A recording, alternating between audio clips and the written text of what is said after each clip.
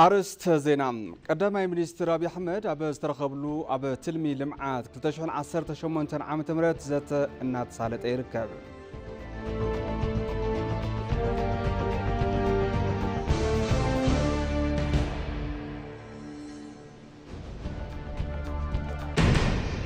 أبى كل التجراي لم زبن استفتنوا تمهارو عصر تقلت كفلي لعلى 9 شعات ميتاو مقانهم بيرو تمرتي تكلل فليتهم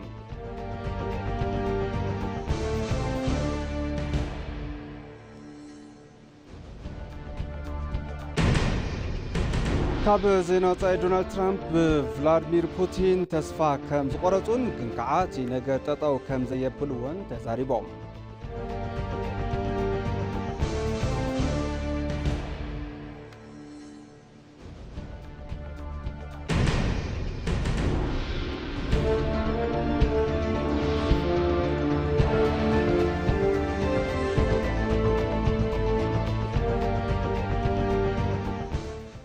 سلام طعنا بلاي زخوركم تملكتنا كمي تمسيو لكع ساعات حدا خوينو كم تلمود نسعة زحلنا زيناتات حيزة متيلقو زيناتات نامراحكم مساكم تصنح أنا برهان فسا فلما بحادثة زيناتات كنجمر قدامي منستر أبي أحمد أبى استرخبلو هاقراو زتا تلمي لمعات كلتشحون عسرت شمونتن عام تمرت مكياد جمير لهم تي مدرخ زتا بمنستر بلان لمعاتن استدالون هاقراوي تلمي لمعات حبراو من رداء نمفتار زحق زني دوما تفايلو لهم منستر بلان لمعاتن فتو مسافة كمزبول اوتوغينو تي هاقراو زتا تلمي لمعات بمنصر عالم لخ قطبا بصفيحو زتفتش هاقراوي عوتات أبا قمزة توأيو كبلا انتزاريبا عبجت عامت كلتشحن 18 عام تمرت 900 عبيت قطبا كم تمزقب عب هاقراو تلمي لمعات عامته مقماطيو قليت انزلوام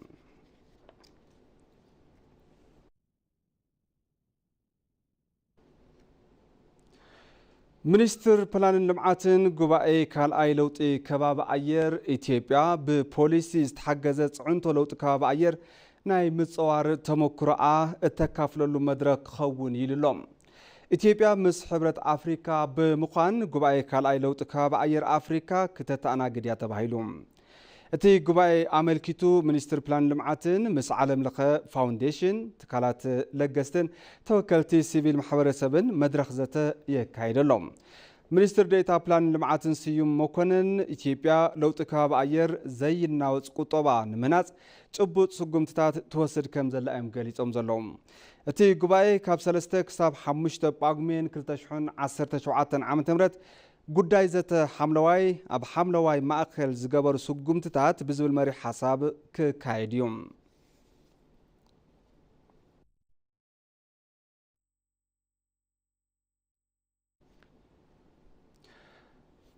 كوربوريشن لمعات باركتات اندستري أب مرها قبري حملواي أسر زعمت لعلي حدا نتبي 3 مليون فلسي نمتكال مدلاو كم زقبر تقليزوم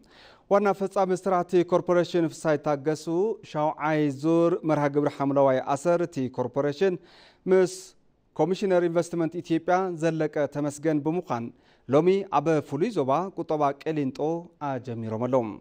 دكتور في سايت تاغسو أبتي وان كم زوالوغو أب زحلف عمتات تي كوربوريشن أب زمحدرون فوليات زوباتات قطبان باركتات اندسترين فلسي بمتكال مرها قبري حملواي أسر تساتفو تغيريوم لم زبن أب 10 فوليات زوباتات قطبا كلتا باركتات اندسترين زوبا نزع نقري دريداوان استدالو لعلي 1.3 مليون فلستات كم زتكالون حابيرو ملوم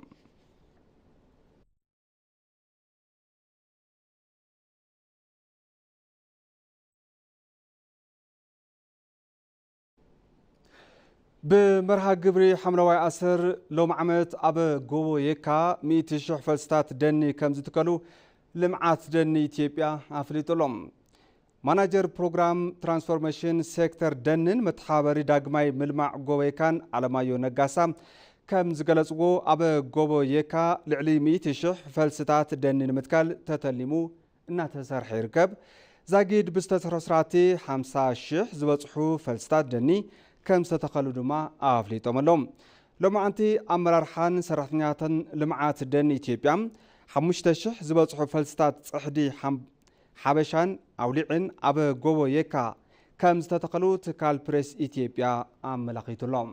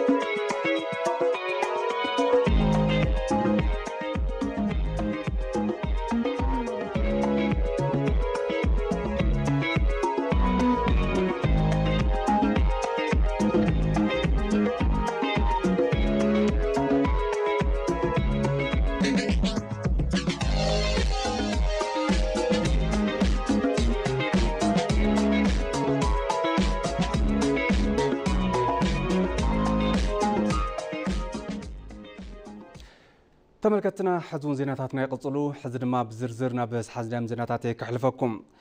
قدامي منستر أبي أحمد أبي استرخبلو أبي تلمي لمعات كل تشحن 18 عام تمرت زت النات سالت أي ركب اتزت بمنستر بلان لمعات استدالون تخون نهاجرا ولوطي مسرت زنبر زت مخانو يتجلس زولم نصبصاب روزا مكنن ملوران كرماي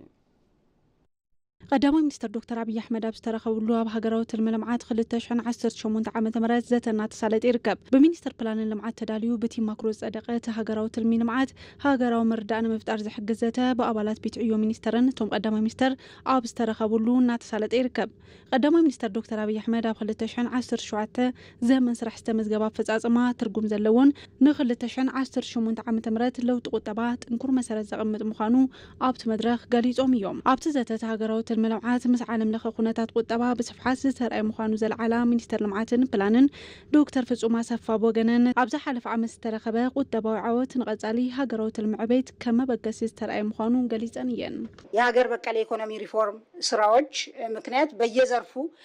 የተገኙ ውጤቶች እንግዲህ የምናውቃቸው ናቸው በምክንያት ስራሕቲ ሃገር በቆል ሪፎርም በብዘፈሩ ዝተረኸቡ ውጽኢታት እንፈልጦም እዮም ዞም ውጽኢታት መበገሲ ክኾኑኦም ኢልና ሒዝናዮም ኢና ስትራቴጂ ኣታዊ ማእኸላይ ዘበን ኣብ ምትግባር ምዃኑ እውን ከም መልዕሊ ክኾነና እዮም ግድብ ሕዳሰ ምዝዛሙ ሓይሊ ኤሌክትሪክ ኣሰላ ሓይሊ ምቕራብ ምጅማሩ ብተመሳሳሊ ከም ጽቡቕ መበገሲ ኢና ንሕዞም ኣብ ኢትዮጵያ ተፍሪ ዝተጀመሩ ስራሕቲ ብፍላይ ኣብ ዘፈር ማኒፋክቸሪንግ ውጽኢት ተመዝገበሉ ዓመት ከም ዝኸውን ተጽቢት ይግበር ቀረበ ልቃሕ ተመሓይሹ እዩ بمخانو دما 2017 مس 2016 عام تمرت نتنጻጸር 75 ሚታዊ ኣፈላላይ ኣለዎም ዘፈር ፋይናንስ ንሰብሃፍቲ ወጻኢ ክፉት ምዃኑን ስራሕቲ ካፒታል ማርኬት ምጅማሩን መማረጺ ፋይናንስ ንኽህሉ ኣኺሉ እዮም 2018 ድማ ዝሓሸ ዓመት ክኸውን እዮም ኣብ ሕርሻ ኮንስትራክሽን መጓዓዝያ ዝተጀመሩ ስራሕትታት እውን ክቕጽሉ እዮም ዶክተር ፍጹመቶም ዝተሰርሑ ስራሕትታት መሰረት ብምግባር ተሃገራዊ ትልሚ ኣብ 2018 በጀት ዓመት ኢትዮጵያ 29 ሚታዊ ዕቤት ከም ተመዝግብ ዓመተ ከም ዝተቐመጠ እውን ገሊጸን እየን የኢኮኖሚ እድገታችን ለ2018 9% እንደሚሆን እቅድ ተይዟል ለየዘርፉ ስንመለከት ዕቤት ቁጠባ ኣብ 2018 ዓመተ ምህረት 9 ሚታዊ ከም ዝኸውን ትልምተ ተሒዙ በብዘፈሩ ዘሎ እንትንርኢ ሕርሻ 6.8 ሚታዊ ከዓቢዩ ኢንዱስትሪ 13 ሚታዊ ከዓቢዩ ኮንስትራክሽን እውን ዝሓሸ ዕቤት ከም ዝህልዎ ይእመን ብፍላይ ዘፈር ፋይናንስ ዝለዓለ እጃም ይህልዎ እዩ ኤሌክትሪክን ማይን 36 ሚታዊ ምስ ዓሚ ተማዓራሪ ከም ዝዓቢ ተገሊጹ እዩ ንዕቤት GDP ድማ እጃም ከም ዝወፊ ተተሊሙ እዩ ኣብ ዘፈር ብዝሃና ተመዝገቡ ዘለዉ ውጽኢታትን ቀጻሊ ትልምታት ኣብ ዜጋታት ተረብሕነትን ኣብ ጽሬት ዘለዎ ቁጠባ ጠመተ ዝገበሩ ምዃኖምን ዶክተር ፍጹም ገሊጸን እየን በ2018 በሁሉም ዘርፎች የተለያዩ መነሻዎችን ታሳቢ ያደረገ ትልልቅ ኢላማዎች ተቀምጧል ኣብ 2018 ኣብ ኩሉ ዘፈር ተፈላለዩ መበገስታት ኣብ ግምት ዘእተወ ዓበይቲ ሽቶታት ተቐሚጦም እዮም ቀንዲ ዕላማ ትልሚ ልምዓት ተረባሕነት ዜጋታት ምርጋጽ እዩ እዚ ዝዕወት ጽሬት ዘለዎ ቁጠባ ብምዕዋት እዩ ዝኸውን ነዚ እውን ዕድል ምስፋሕን ክቕጽል ምግባርን ኣድላይ እዩ 2017 ዓመተ ምህረት ብርክት ዝበሉ ዓወታት ዘመዝገብናሉ ዓመት እዩ ነይሩ 2018 ድማ ካብ 2017 ዝበለጸ ጻዕርን ስራሕን ዝሓትት ዓመት ብምዃኑ ማለት እዩ ጎና ጎኒ ዘተ ሃገራዊ ልምዓት አባላት ቤት ምክሪ ሚኒስተራት ሓምለዋይ ኣሰሮም አንቢሮም እዮም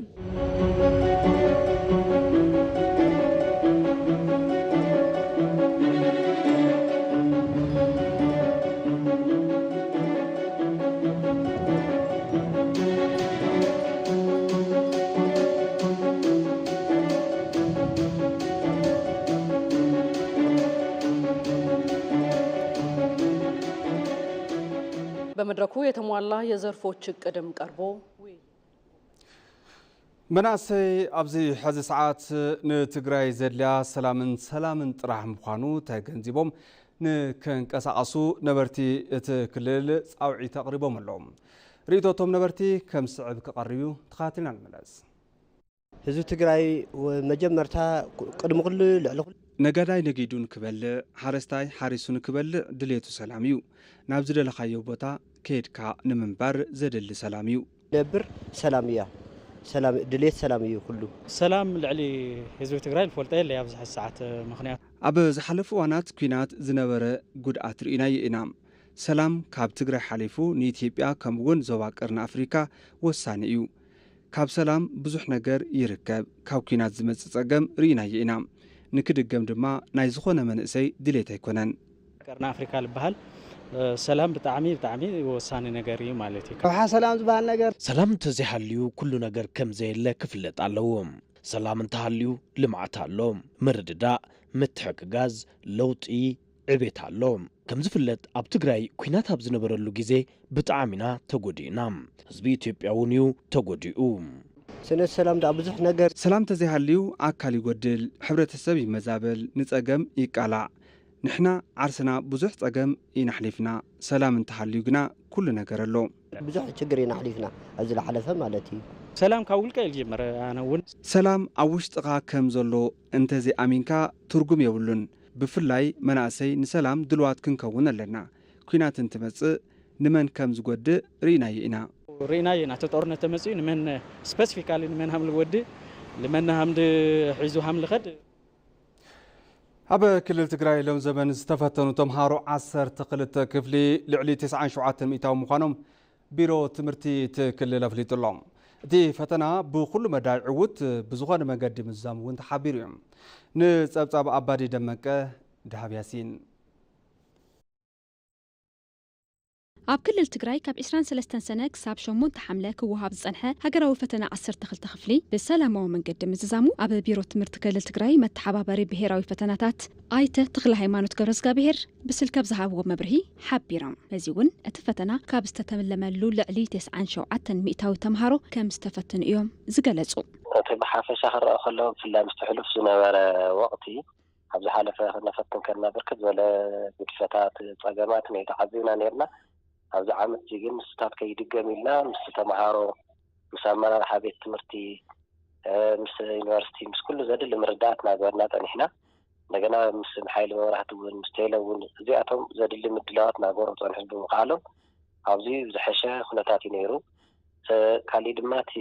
ኣብቲ ነዚ ፈተና ከፈትኹሙ ዝመፁ ኣካላት እውን ነዞም ተማሃሮ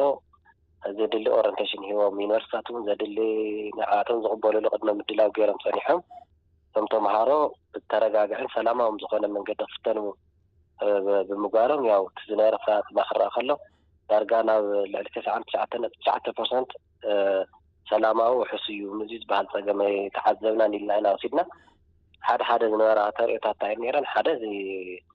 ናይ ኔትወርክ ብፍላይ ዞም ኦንላይን ዝፍተኑ ተምሃሮ ናይ ኔትወርክ ምቁርራፃት ኣጋጢምና ነይረቱ መጀመርያ ድሓር ንዓቶም ያው ካብ ፌደራል እውን ተወሳኺ ግዜ ናሃብካን ካሊእ ግዜ መማራፂ ናሃብካን እቶም ተምሃሮ ብተረጋጊዑ ክፍተኑ ክኢሎም እዮም ከይዲ ፈተና ሰላማውን ውሕሱን ምንባሩ ዝገለጹ እቶም መተሓባበሪ ዝተፈላለዩ ኣካላት ተዋዲዶም እኹል ምድላው ተገይረሉ ብምጽንሑ ተምሃሮ እኹል ቅድመ መረዳእታ ብምርካቦም እውን ብዝተረጋግአን ሰላማዊ ብዝኾነ መንገድን ምፍታኖም እዮም ዝገለጹ ኣብ ካሊእ ግን እዚ ዝበሃል ካብ ናይ ተምሃራይ ፀገም ወፃኢ ከም ዝኾይኑ ተባሂሉ ተፈጠረ የለን እንዲያ እውን ዳርጋ 9 ዝኾና ደቂ ኣንስትዮ እዋን ፈተና ዝወለዳ ኣለዋ ንዓተንውን ኣብ ከባቢ ኤነፍቲ ዘለዎ ቦታ ኮይነን ፈተንቲ መዲቦም ፈታ ኣካል መዲቦም ንሳተንውን ነቲ ፈተና ብግቡእ ከተቃልላ ዝገበርዎ ፃዕሪ ኢና ነመስግን እምበር እዚ ዝበሃል ፍሉይ ዝኾነ ብፀገም ተባሂሉ ካብ ቁፅር ካብ ዓቕሚ ወፃኢ ኮይኑ ዝተረኸበ ፀገማት ኣይተነበረን ማለት እዩ ነቲ ከይዲ ፈተና ፍጹም ሰላማውን ውሕስን ኮይኑ ተጀሚሩ ንኽሳለጥ እጃሞም ንዘውፈዩ ኣካላት እውን ኣይተ ተክለ ሃይማኖት ገብረ እግዚአብሔር ኣመስጊኖም እዮም طبعا معناها خلف الدلتايو مجمريا في مجلس الفتلازي بخمس مسألة سلام أبزخنا من قد تجمير خدا لعل فعل زورقته ناي فيدرالين ناي كلنا يتفاكلات بتاع خمس كيدا اللي كانت ما زمناي تيلا ناي مبرهة حيلي أبزيك تجمير خازودا كافتخاو خير حاو زاد اللي خدتلن حاجة زي ما بوروس لطالحون زياتهم وتماسالي كالي نورساتون السرحة ذي لازم تمهارو خافتي ناي مقوي مدركسي ناي تفلالي قلقالة زرقولو تصوري صحفو وحسن زحلون مرسي عدا اليوم بأقواو أجميرهم خطاطو مزقور وصراحتهم هذه تنقل دالي 5 كيلو مزدلنا كلهم وتصادقون في الله المان إذن حراسات زقات بعض الرفنتات مع عاتن تقور ونورو ناي محل حابن من العالم صراحتي زياتهم دعمية 5 كيلو دالي لازم مشارشات خلنا مسألة صراحة وادي كانت حاجة كان الحرف ريحة دخون يكون صراحة كعملان العرقون سلذي خلاف قالب صراحة تنهدناون بخمس من قدي كنافتون ناولكو خاو نزم تمهارون ያው ሰናይ ውጤት ረኺቦም ናብ ትዝቕፅል ብርኪ ንኽዓብድ ድማ ሰናይ ትንቢተይ ትገልጽ ይደሊ ማለት እዩ ብተወሳኺ ተምሃሮ 12 ክፍሊ ፈተነኦም ወዲኦም ናብ ከባቢኦም ኣብ ዝምለሱሉ እዋን ኣብ ከባቢታቶም ብዝተፈላለዩ ማሕበረሰባዊ ግልጋሎት ስራሕቲ ተዋፊሮም ሕብረተሰቦም ከገልግሉን መርኣያ ቀጸልቲ ወለዶ ክኾኑ ከም ዝግባእ ጻውዒት ኣቕሪቦም እዮም مزيد تحيزو تفتنتي تمهارو 12 ክፍሊ ናብ ከባቢኦም እንትምለሱ أب سناي تجبار كرامات بمستاف محوراوي حلفنتهم كواتو كم زجبا يونيفرسيتي رايا أفليتولوم أبتي يونيفرسيتي كاب 23 سنة كساب شو من تحمله كل تشحن 10 عام تمرت كواب زن حفتنا عود بزخنا من قدم الزامو فتح مسرح ركب هزبن عالم لخن دكتور جسس نجسة ني تي في حبيرو ملوم أباري دمك أزراري بوملوم ببركي هاجر كاب 23 سنة كساب شمونت حملة كلتشن 17 عام تمرت أب يونيفرسيتات وشتي فتنا 10 كفلي إناتو هابا مصنوح يذكر بمدايزي أب يونيفرسيتي رايا كاب 23 سنة كساب شمونت حملة كلتشن 17 عام تمرت بستفلالي زور كوهاب زصنح فتنا 10 كفلي عوت بزبهال من قدي مسلات كمستقالة فتسا مسرح ركب حزبن علم لخنتي يونيفرسيتي دكتور جسس نجوسة ني تي في أبريهم. تقولنا بالنقل كلنا مثل زنارة زوجيت أو ينفرسنا تي تمهاري بزجبات وتنافتنا زعتي تمهاري بزجبات فتنا وأتناو ما بيز مسؤول من لسه زلوا خناتي زلوا مالتيو زي سجمنا النجار يلهم نلوش عفتناي بينا مرة فتنا أو ناي مرات مقررات ناي سيستم زي مستخل توصل نسجم قدمنا نيرو أسون أو بجزء نكفتح تجارو بزي مغنيات زي ملتهم تما توصل تمهار نيرم زي تمهار زيم أو خلأ يزور نكفتون بالنجار يتشجر تفتح مالتيو لذي أو ناي تتجاوم قدمنا تجاوم يلن حد تكنيكال ناي مراتين ناي سيستمون أو حد فتنا كاز قدمنا وجي خالد زكاة ونجار يلن أو ناي مديونان تمهارو دارم تورن تتحزون من قاتم الصقام يلن سلزي تفتنا تقول لنا بعكريت الله سسخا صبق فتنا والخا مساعد كان مزفز ترى صقامون يلنان أب يونيفرسيتي رايا فتنان موساد زعتو تمهارو ملؤ بملؤ فتنهم بسرعة كم زفتامو زحبرو فتام سرح ركب حزبن علم لخنتي يونيفرسيتي أبوان اتي فتنا حرس زمصا حنتي تمهاريت أب هوسبيتال كوينا اتي فتنا نقتوسد كم استجبره أرديوم بسنكي زبيجيت بسنك حيل بسنك قال زقتمنا صقام يلن إذا خلت الوحكة أقرأ صقام يلنورن سنون بتزنور مستم لعلون مرحا يكون مستم نفرال نور توكلت من نجار نخف تحت جوري مالتي كم برسنا حنتي كان سيتي فتنا تفتنت نايولد جزية المسألة خنات تاجتون نايو حنتي كان سيتي نساون غروانا لبنان كارل كومبرينس هوسبيتال خيدا تفتنتون تحاوروا ما خيداو بسلام تقلاقلا فتناون أو لختوصل تقورلو صبوغة قاعد عمله ناتولعون ياو بسلام تقلاقلا فتناون باقراو مديكا فاقينا فتنا كتكتاتل لتقورتلو تعيشمولو زوح محدا صبوغ تعيش مقاطعنا نصدو ተምሃሮ ነናበ ከባቢኦም ኣብ ዝምለሱሉ እዋን ኣብ ዝተፈላለዩ ሰናይ ተግባር ክራማት ንክሳተፉ ዶክተር ገሰሰ ንጉሰ ብሽምቲ ዩኒቨርሲቲ ጸዊዖም እቶም ተምሃሮ ፈተና ወዲኦም በየቦታው ይምለሳለው ስለዚህ ኣብ ለኸድዎ ቦታ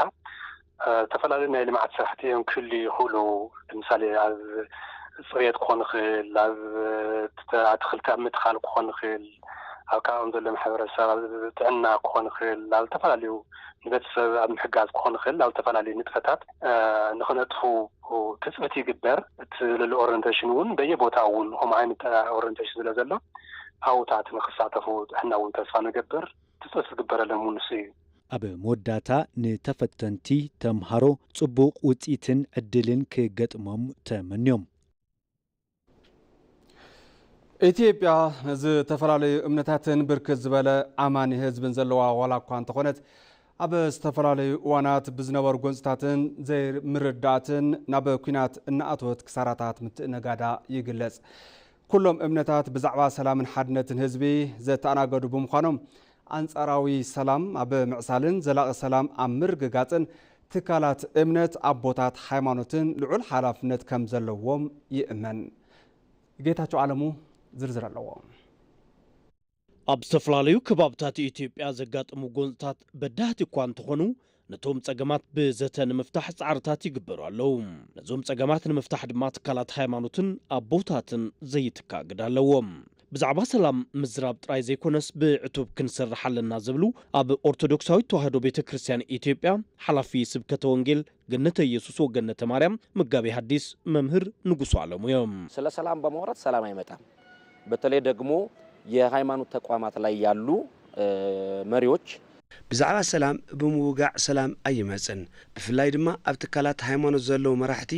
መምሃራን ቤተ ክርስቲያን ዘመሓድሩ ኣብ እስልምና ይኹን ኣብ ካልኦት ትካላት እምነት እውን ዘለዉ ምሁራን ቀዳማይ ምልክት መግለጺ ኣባልነት ሰላም ምዃኑ ይርድአኒ ነዚ ሰላም ንምቕባልን ሰላም ንምእዋጅን ቀዳማይ ተበግሶ ይሓትት እዩ ትካላት ሃይማኖት ደው ዝበላሉ ተልእኾን ብዘይ ምስልቻው ንሰላም ድለይዋ ስለ ዝብል ምድላይ ኣገዳሲ እዩ ተዘይደሊናያ ነታ ሰላም ክትነኽባ ኣይንኽእልን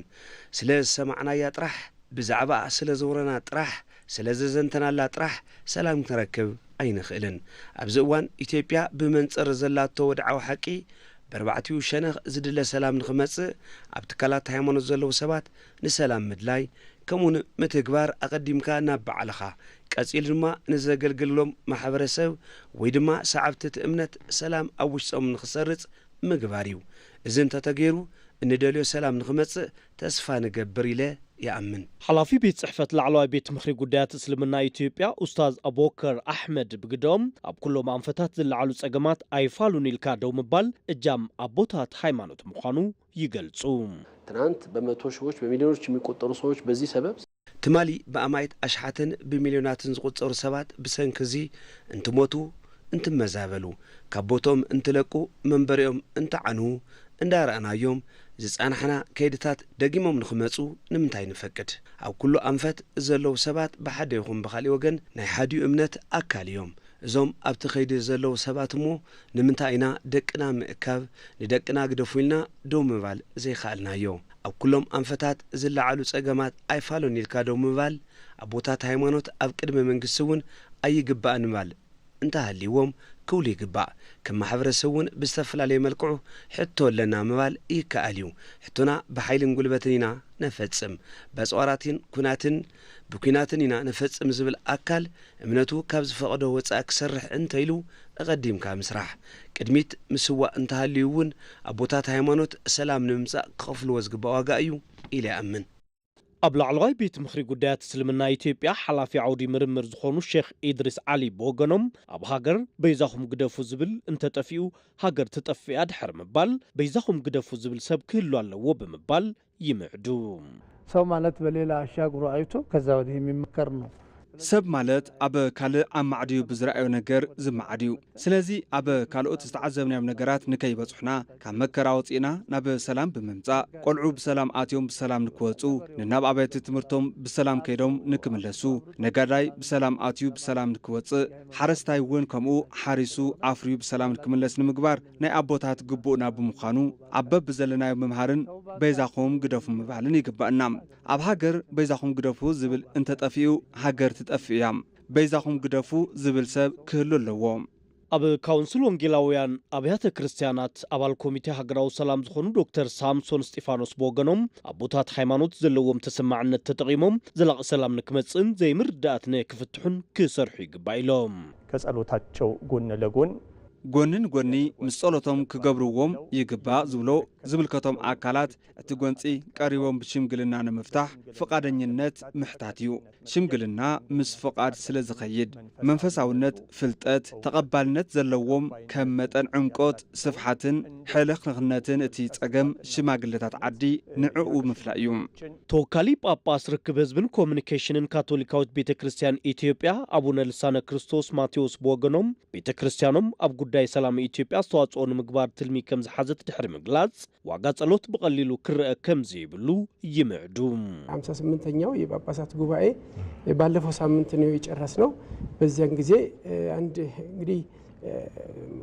ማስተንተና አንድ አስተዋጽኦ ማድረግ አለብን ዝም ማለት አይገባንም መበል 58 ጉባኤ ጳጳሳት ኣብ ዝሓለፈ ሰሙኒና ወዲና ኣብቲ ጉባኤ ስቕ ክንብል የብልናን ዝኾነ አስተዋጽኦ ክንገብር ኣለና ብዝብል ቀዳማይ ንምእመንና ካልኣይ ሰናይ ፍቃድ ዘለዎም ኢትዮጵያውያን ወገናትና ኩሎም ንዘተ በዓልኻ ኣብ ምድላው ንዘተ ዝኸውን መድረኽ ካብ ምድላው ጀሚሩ ናይ ሰዓራይን ተሰዓራይን መንፈስ ብዘይብሉ መልክዑን ክኸውን እቲ ቀንዲ ጸገም በዓልና ንባዕልና ስለ ዝኾነ እዩ ኩላትና ኢትዮጵያውያን ስለ ዝኾንና እዩ ምክንያቱ ናይ ወፃኢ ኣካላት እንተ ዝኾኑ ነይሮም ኣካይዱ እውን ይፍለ ነይሩ አስተዋጽኦ መንፈሳዊ ኣቦታት ኣብቲ እውን ተዝኸውን ከም ዘሎ እዩ ኣብቲ እውን ተዝኸውን ከም ዘሎ ኮይኑ ዋጋ ጸሎት ብዝኾነ ይኹን መልክዑ ምንኣስ ኣይግባእን ዝጸንሑ ኣፈላላያት ብዝርርብ ተፈትሖም ኢትዮጵያ ሰላም ንክትኸውን ካብ ዜጋታት ተደጋጋሚ ሕቶታት እንትቐርቡ ይስማዕ እዩ ነዚ ዘላቂ ሰላም ድማ እጃም ትካላትን ኣቦታትን ሃይማኖት ኣገዳሲ ምዃኑ ይእመነሉ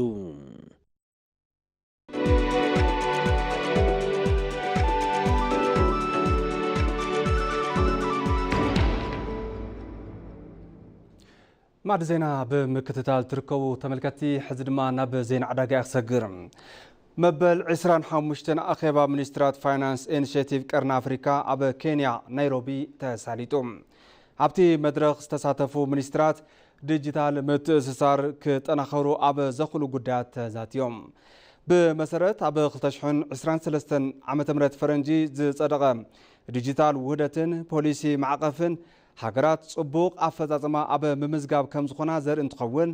ኢትዮጵያ እውን ካብተን ጽቡቕ ኣፈጻጽማ ዘለወን ሃገራት እቲ ሓንቲ እያ ተባሂሉሎም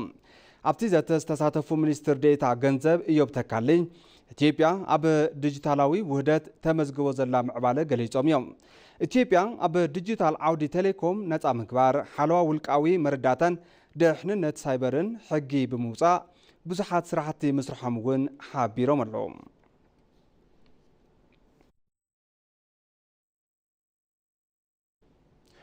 ናብ ዜና ወፃኢ እንትንሰግር ድማ ዶናልድ ትራምፕ ብቭላድሚር ፑቲን ተስፋ ከም ዝቆረጹን ግን ከዓ እቲ ነገር ጠጠው ከም ዘየብልዎን ንቢቢሲ ተዛሪቦም ኣለዎም ኣብቲ ብስልኪ ዝተገብረ ቃለ ምሕትት ንመራሒ ሩስያ ተኣምኖ ዲኻ ንዝብል ዝቐረበሎም ሕቶ ዳርጋ ንዝኾነ ሰብ ኣይኣምንን እየ ክብሉ እዮም መልሲ ሂቦም ዘለዎም ትራምፕ ናብ ዩክሬን ኣጽዋር ንምልኣኽ መደብ ከም ዘለዎም ብምግላጽ ድሕሪ 50 መዓልትታት ስምምዕ ምቁራጽ ተኽሲ እንተዘይተገይሩ ኣብ ልዕሊ ሩስያ ከቢድ ቀረጽ ከንብሩ ምዃኖም እውን ኣጠንቂቖም ኣለዎም እቶም ፕሬዚዳንት ካብ ኦቫል ኦፊስ ኣብ ዝገበርዎ ቃለ ምሕትት ነቲ ኣብ ሓደ እዋን ግዚኡ ከም ዝሓለፎ ዘናእስዎ ወታደራዊ ኪዳን ኣትላንቲክ ኔቶ ደገፎም ኣስሚዖም ኣለዎም ንሶም ነቲ ናይቲ ትካል መትከል ሓበራዊ ምክልኻል ከም ዝድግፉ እውን ኣረጋጊጾም እዮም ቶም ፕሬዚዳንት ምስ ሓላፊ ኔቶ ማርክ ሩት ኣብ ዋይት ሃውስ ዝተረኸቡ እንትኸውን ዝበዝሕ ክፋል እቲ ቃለ ምሕትት ኣብ ልዕሊ መራሒ ሩስያ ኣመልኪቶም ኣብ ምዝራብ ኣሕሊፎም እዮም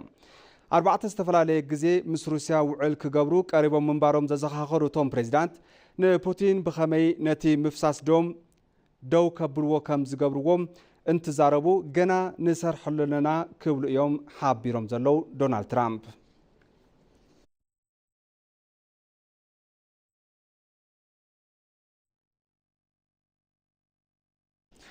ተመልከቲ ኣብ መወዳእታ ቀንዲ ዜናታት ዝዕለተ ከዘኻኽረኩም ቀዳማይ ሚኒስትር አብይ አሕመድ ኣብ ዝተረኸብሉ ኣብ ትልሚ ልምዓት 2018 ዓመተ ምህረት ዘተ እናተሳለጠ ይርከብ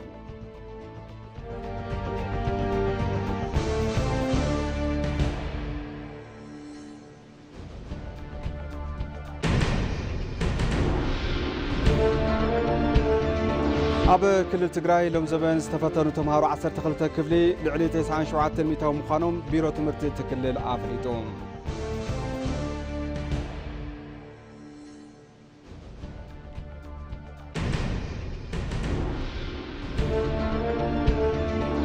ካብ ዜና ወፃኢ ዶናልድ ትራምፕ ብቭላድሚር ፑቲን ተስፋ ከም ዝቆረጹን ግን ከዓ ነቲ ነገር ጠጠው ከም ዘየብልዎን ተዛሪቦም